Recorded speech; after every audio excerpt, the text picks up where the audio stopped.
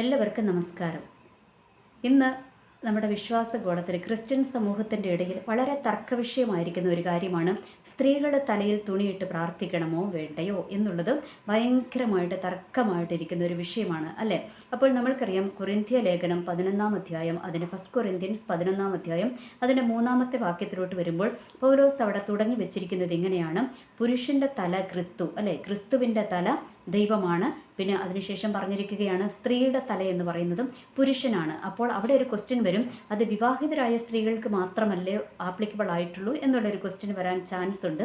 അല്ല, ഈ സ്ത്രീയുടെ പുരുഷൻ തല എന്ന് പറയുമ്പോൾ നമ്മൾക്കറിയാം, വിവാഹിതരായ സ്ത്രീകളെ സംബന്ധിച്ചിടത്തോളം അവരുടെ തല എന്ന് പറയുന്നത് ഭർത്താവാണ്. അപ്പോൾ ഈ ഭർത്താവിന് കീഴടങ്ങി ഇരിക്കണം എന്നുള്ളത് ദൈവത്തിൻ്റെ വചനവുമാണ്, അതുകൂടാതെ നമ്മുടെ ഒരു കൾച്ചറുമാണ് അല്ലേ.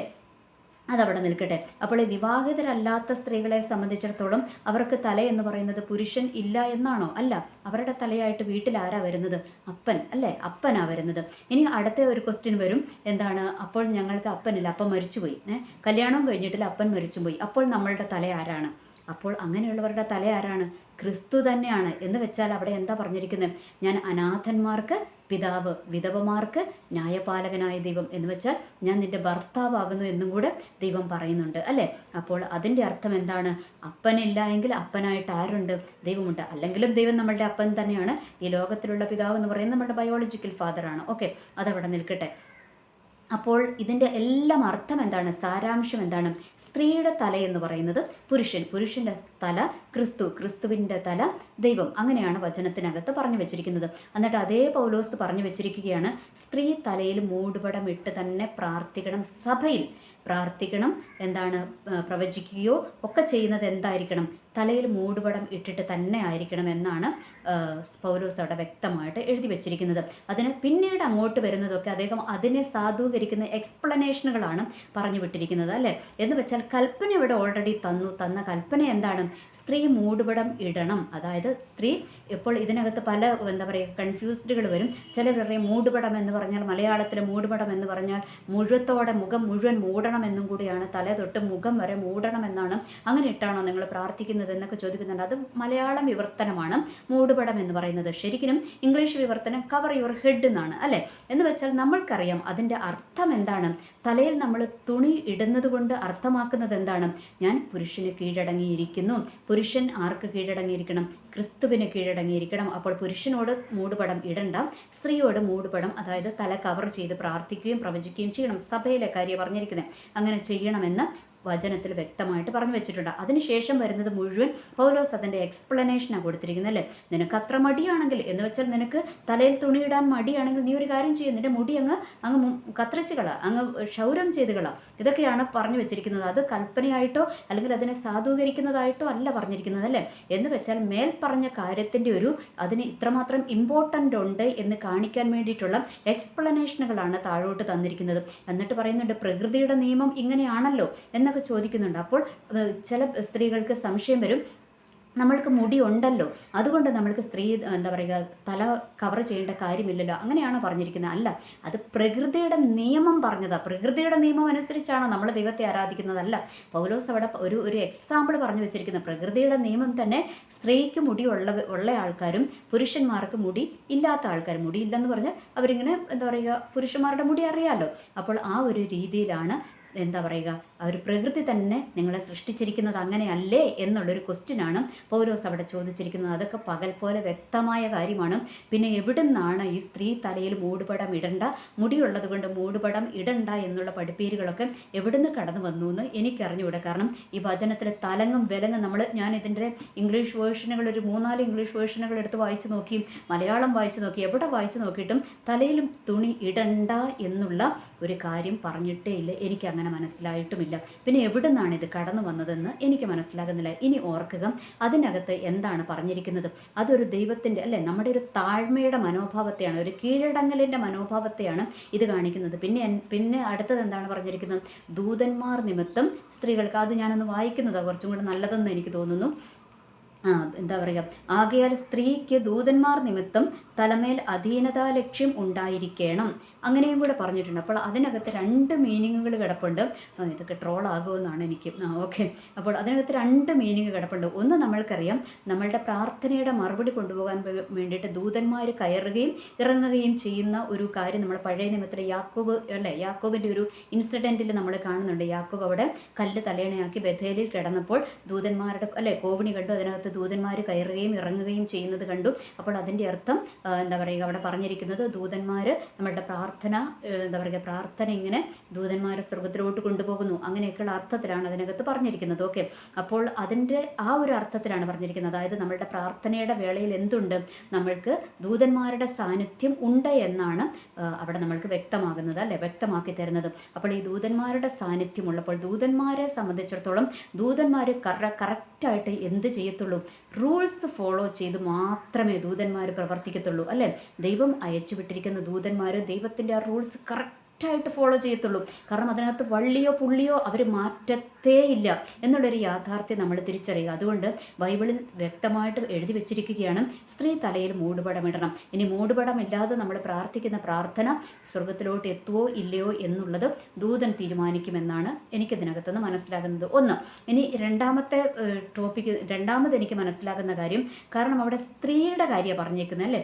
സ്ത്രീ ദൂതന്മാർ നിമിത്തം അധീനതാലക്ഷ്യമുണ്ടായി സ്ത്രീകൾക്ക് അല്ലെ, സ്ത്രീകളുടെ വിഷയം മാത്രം അവിടെ പറഞ്ഞിരിക്കുന്നത്. അപ്പോൾ അതിനും പഴയ നിയമത്തിലൊരു ചരിത്രമുണ്ട്. നമ്മൾക്കറിയാം ഈ പഴയ നിയമത്തിൽ ഈ വീണുപോയ ദൂതന്മാരുടെ ഒരു കഥ പറയുന്നുണ്ടല്ലേ.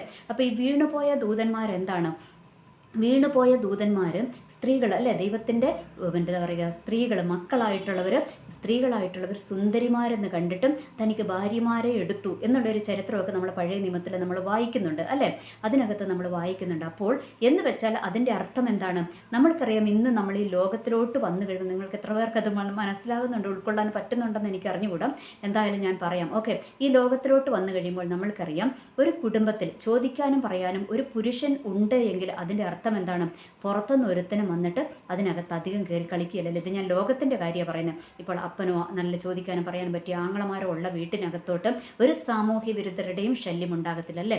അതേസമയം പെണ്ണുങ്ങൾ മാത്രമുള്ള ഒരു വീട്ടിലാണെങ്കിലോ പുറത്ത് നിന്നിട്ട് എന്താ പറയുക, സാമൂഹ്യ വിരുദ്ധരുടെ ശല്യങ്ങളൊക്കെ ഉണ്ടാകുന്ന സ്ഥലങ്ങളുണ്ട് അല്ലേ.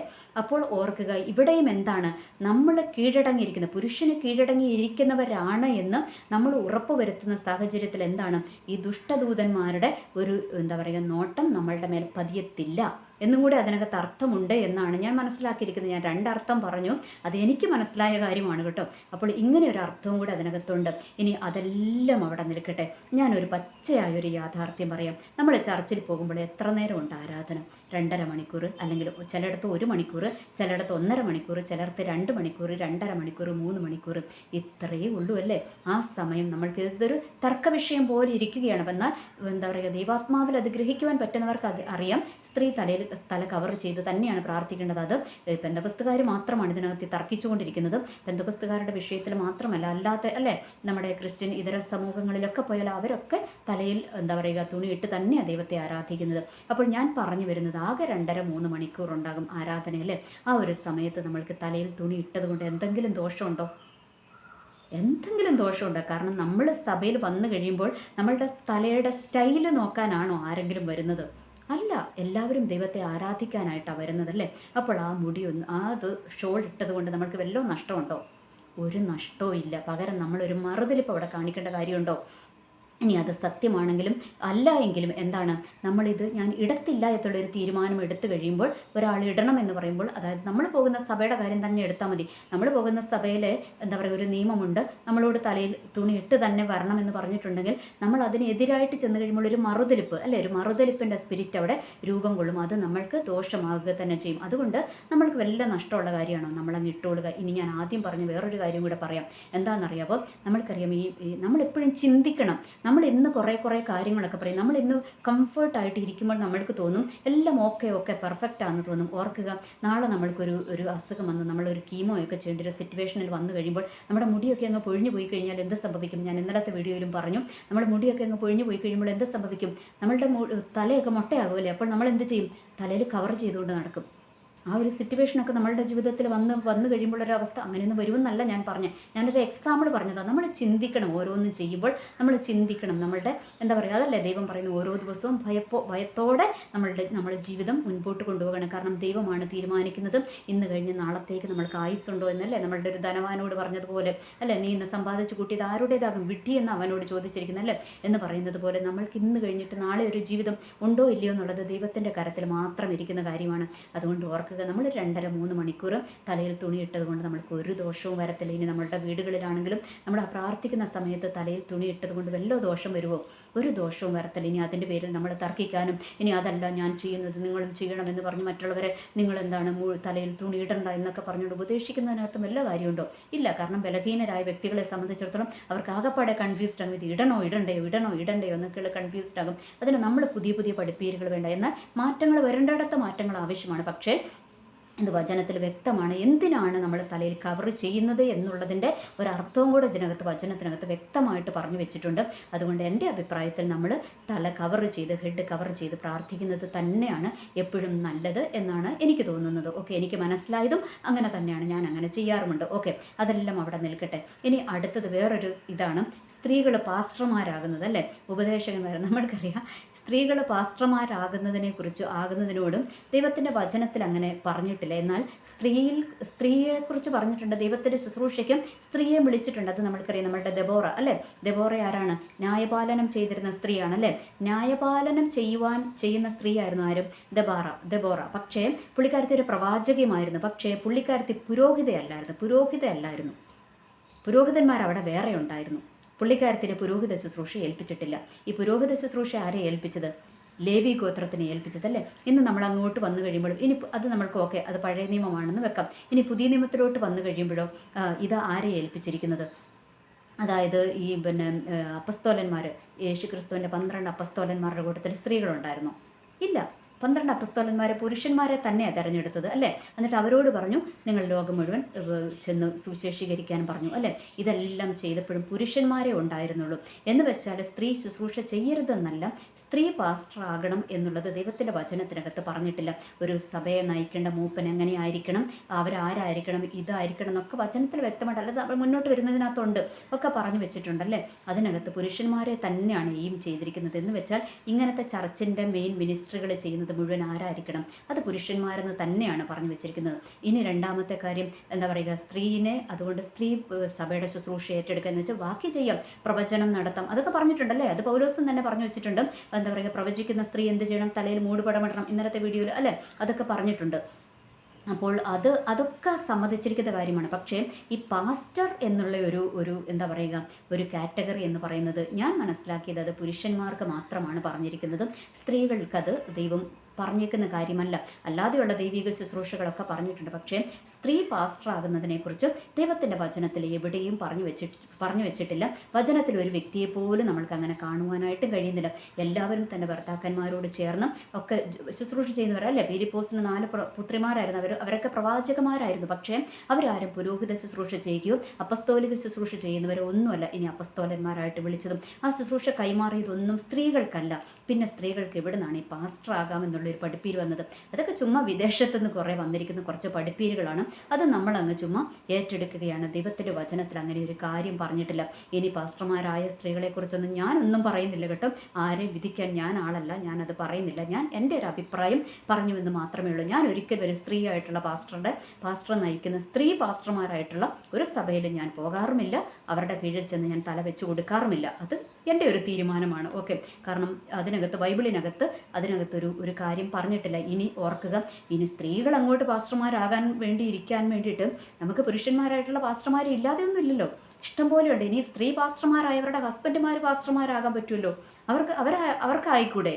പിന്നെ എന്തുകൊണ്ടാണ് അവരുടെ ഒരു താഴെ ഇരിക്കുവാനുള്ള മനോഭാവം നമ്മൾക്ക് ഉണ്ടാകത്തില്ലാത്തത്? എന്തുകൊണ്ടാണ്?